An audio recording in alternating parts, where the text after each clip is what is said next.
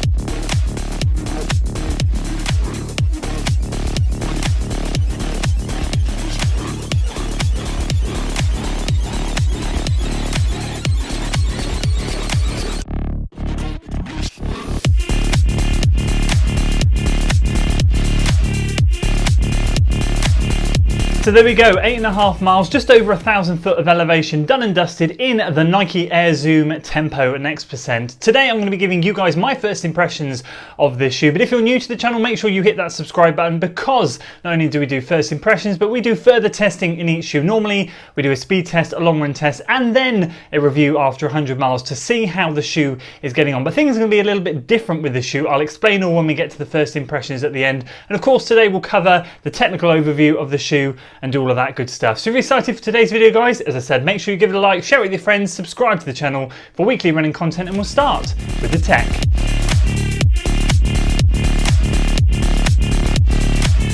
So bear with me on this because technical details are rather scarce at the moment because this is such a new shoe, but I will do my best. I went true to size, which is a UK size 13, US 14, and in my size it weighs in at a hefty 351 grams, 12.4 ounces. I say hefty because that's on the heavier side of a speedier road marathon training, long distance trainer, shall we say, when we put it up against its competitors, which we'll talk about in a bit. As I said, true to size, UK size 13, that's the weight, and it is, from what I can see, 50 mil in the heel and 40 mil in the forefoot, meaning we have a 10 millimeter heel to toe drop. Now I know it's confirmed it's a 10 millimeter heel to toe drop, but the stack height is unknown. That's just from my outside measurements from the heel right up to the top where the outsole finishes. I think it's going to be a bit less because there's an insole in here, and I think the outsole just comes up slightly above the base of the shoe. So I reckon it's more like 46 to 48 to 36 to 38. But either way, it means it tips over the 40 mil stack height legal limit for racing. So this shoe is not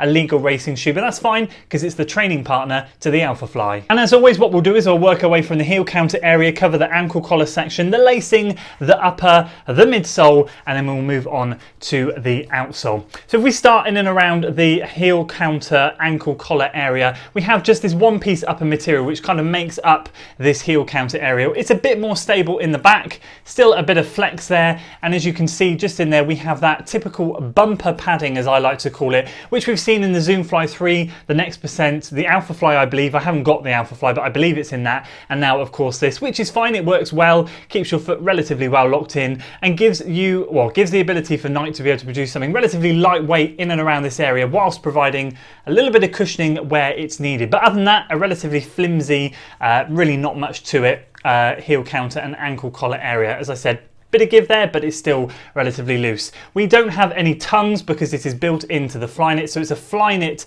upper which works its way up. As you can see there, the tongue is just an extra piece of stretchy material.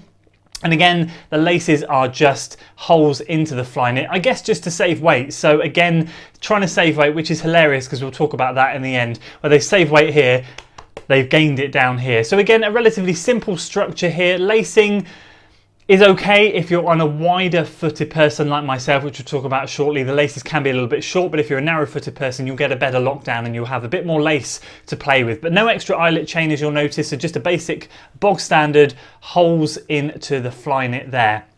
Moving on to the upper itself, as I said multiple times now, this is a Flyknit upper. We've got a bit more structure. We have a band that runs over this midfoot section here just to add a little bit more structure and hopefully hug the top of that midfoot. But then when we get down to anywhere around here, it's just daylight right through the top, which is good. We want a lightweight upper in these marathon training partner shoes, just like the TC and the Endorphin Speed. So again, breathable, very breathable, flexible, very flexible, not too much give in there, seems to work okay. Then we move on to the midsole. This is a two-piece midsole. Well, there's a lot going on here, but it's mainly a two-piece material midsole. As you can see, this first section all the way up to the back, all the way to this groove here, this is ZoomX. This is the foam that they use in their Next Percent, the foam that they use in the alphafly. Then we have a chunk at the back here, which is React, just to add a little bit of unnecessary weight. But we've got the ZoomX foam, which is good to see because we all want a little bit more ZoomX foam. We know that's Nike's premium foam that they use. We want to see more of that in their shoes and see a lot less of this React rubbish in the heel. Then of course we've got these AirPods, the striking AirPods that made everyone stand back and go, oh my goodness. But then of course everyone realized that they were already in the majority or a lot of Nike's shoes. They were just hidden within the midsole. So they're a little bit more in your face now that they're out. But we have these two AirPods which sit just under the balls of your feet, enabling you in theory to land, get a bit more spring tension and push off. So that's kind of the midsole, and then we've got this rubber outsole over the top of the AirPods that sits over there. Sits over the forefoot here. We have some exposed foam here, and we just have a little bit extra rubber on the back here. Again, this pattern here, very, very similar to a lot of Nike shoes. And again, this is very similar, of course, to the alphafly. Not 100% sold on the grip on this stuff. I did go over a little bit of wet pavement today, and it wasn't as grippy as I was hoping for it to be, but there's a good covering of outsole rubber there, which in theory should give you a little bit extra grip where you need it. And that is the technical.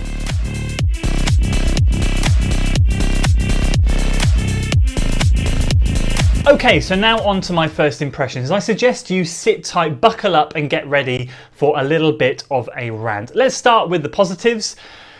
Let's move on to the negatives. If I'm perfectly honest with you, I had an absolute mare in this shoe today, and I kind of want to go through why, and I want to make sure that I articulate this properly and not make this sound like I'm having a go at Nike, although maybe subliminally I am having a go at them, because I just feel once again I've been sold a dud by them. And I'm going to try and keep this PG. For those of you who saw my Instagram stories yesterday, I apologise, I went way over the top. But if I'm honest with you, at the time, I didn't feel like I was going over the top. It was a rather 18 plus rant, lots of swearing, lots of frustrations.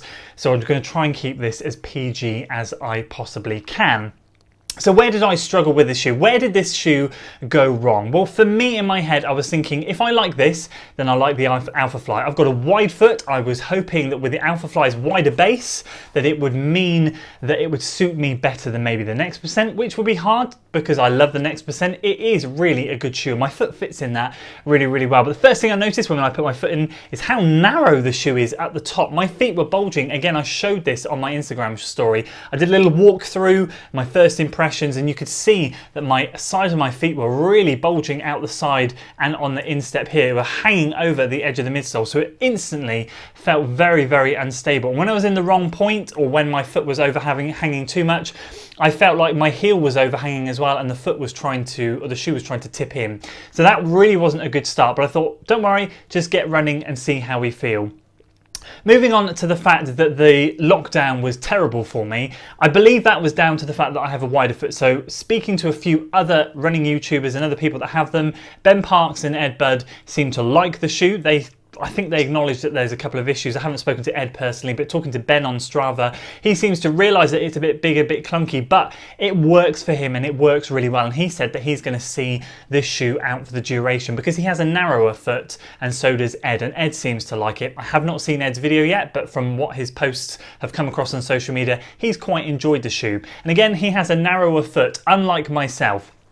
So when I put my foot in there, this top section here really, really split apart, meaning that I had very little lace to play with. And as you can see, the laces are quite thin and flimsy anyway, so I struggled to get a good lockdown. And this Flyknit, I've never run in Flyknit before. I'd love to hear your opinions in the comments below. If you did get this shoe, is this Flyknit any different to what I've seen used in the 4%? what I've seen in the OG Zoom Fly, because I've never run in it before, and I have to say, people used to rave about flying it, and I've put my foot in it and I'm thinking, what is all the fuss about? This was way too stretchy. I did not get a good lockdown and my foot started to come loose as I was running, which then meant for some heel slippage, especially in the right foot. I hope I'm articulating this well and not talking too fast. So that was the first sort of disaster as I felt when I started running it, but I thought, no, just get that out of your mind. Try and enjoy the shoe and see how you get on. So I started running and really getting into it and realised how flipping noisy this thing is. And this doesn't affect the running of the shoe. It's just so frustrating. The noise levels, the amount of heads turned when I was running in this thing, I just drew more attention to myself than I needed because of the slapping noise that this thing makes when I was running. Now, unlike the Zoom Fly 3 where I felt that this section of the shoe was way too heavy, I have to say that this isn't bottom heavy here because we've got this really heavy react to counteract the forefoot, the pods and that sort of thing. But I do feel the shoe is bottom heavy. They've done so much here to save weight, yet they put so much in the midsole, so much technology, so much unnecessary outsole rubber, the pods, the react at the back. It's just added so much weight onto the shoe. This is a marathon training partner shoe to the alphafly. The alphafly that people are raving about, or people are kind of like, well, it's not quite as good as the Next Percent, but it's still a really decent shoe. So how can Nike produce such a really decent shoe and then produce a training partner that's absolute trash? You've only got to look at the Endorphin Pro and the Speed as to how you make a partnership work. The Fuel Cell TC, I haven't tried the RC yet, but the TC, what a great training shoe. Again, just tips the 10 ounces mark. Endorphin Speed, just under the 10 ounces mark, and this is 12.4 ounces. It's heavier than my Nova Blast, for goodness sake. It's absolutely unreal. So again, a lot of you are going to come at me and say, why are you moaning about weight again? I'm moaning about weight because this shoe isn't meant to be heavy. This is meant to be a marathon training partner shoe. Oh, so frustrating. So we've got the extra weight going on, and I have to be honest with you, what plate is in this? What carbon, no, it's not a carbon plate, is it composite, nylon plate, whatever? What is in this? I got no feedback from that plate whatsoever. In the TC, there's quite an aggressive plate. In the Speed, I can just about sense the nylon plate, but it's very subtle, but I get that propulsion from the plate. In the Pro, I feel the aggressiveness of the carbon plate. In this, I feel absolutely nothing. These AirPods, as I land, seem to suck the life out of the energy, and as I push off, it was just absolutely dead as a dodo.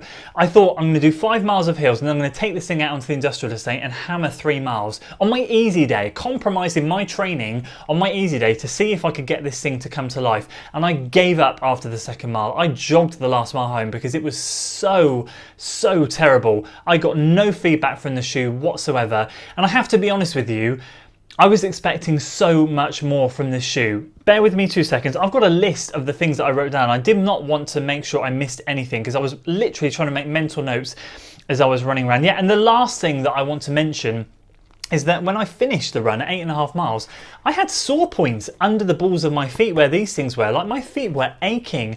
This stuff's meant to make your feet feel good and your legs recovered. My feet were aching. Now granted, my legs feel great, but my feet are flipping sore after running this thing. So it's just, there's just too much going on here, guys. There's just too much shoe, too much technology. Nike have once again overcomplicated what could be such a simple process.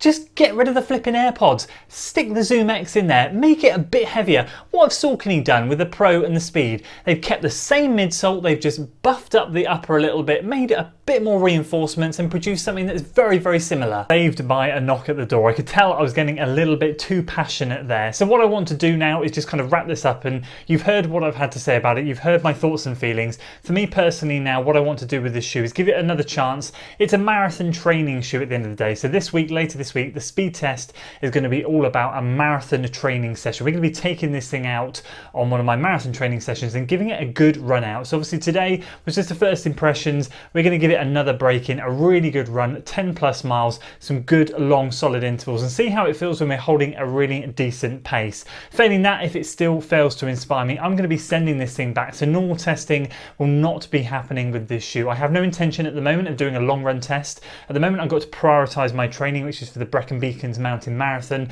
There's not going to be any long runs coming up in the next few weeks that I'm going to be able to use this on because I'm doing lots of technical trails and lots of big elevation, but the speed test is absolutely fine. So make sure you stay tuned for later in the week for that result, and we see how we get on with the shoe there. I'll do a separate video for that, and at that point I'll make a decision if I'm going to keep this thing or if I'm going to be sending it back, because to be perfectly honest with you, right now with Gloucester Marathon training that's going to be starting in November for the race in January, I'd much rather be using the Speeds and the Pros or the TCs over something like this. So there we go, we'll wrap it there, we'll leave it there. Let me know in the comments below if you ended up picking up this shoe, what your thoughts are, what your feelings are, if you agree with me, disagree with me, because I appreciate I've been quite passionate about this, and I appreciate that probably I might ruffle some feathers. Let me know if I've ruffled your feathers in the comments below. But as I said, let me know if you're going to get the shoe. Let me know your thoughts. I definitely think it's going to work for you narrow-footed people, but in the end, it's just too heavy, too clunky. Don't get me wrong, the Zoom X foam is great, but I just feel that the AirPods take away from what that Zoom X could be doing in this shoe. So that's it for today, guys. If you enjoyed the video, leave a like, share it with your friends, subscribe to the channel for weekly running content, and I will see you on the next one. Until then.